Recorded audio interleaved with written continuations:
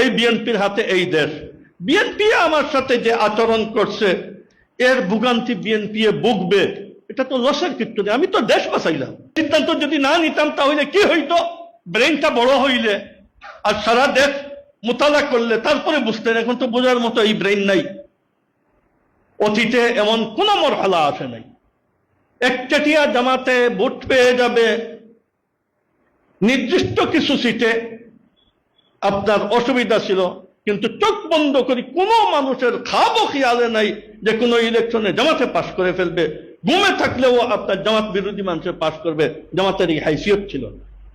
আর এই ইলেকশনে আমেরিকা তার পোস্টপানাহিতে থাকার কারণে আর একটা হইহুল্লোড় আরম্ভ হয়েছে, আওয়ামী লীগ চলে গেছে।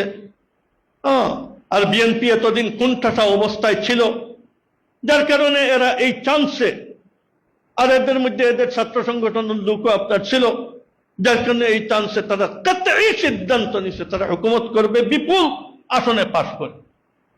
এক জমিয়ত, যে জমিয়তের কারণে কোমর ভাঙ্গি পড়ছে।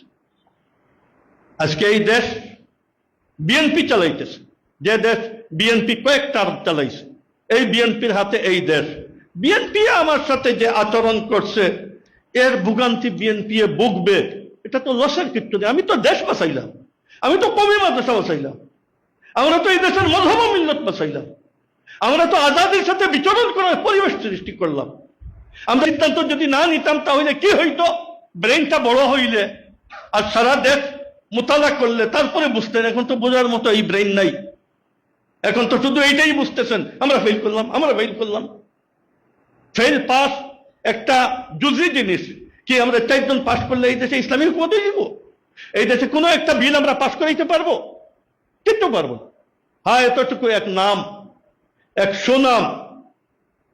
আর এই সরকার কোনো দিন কোনো বড় প্রকল্প করতে পারবে না, তবিলে টাকা নাই।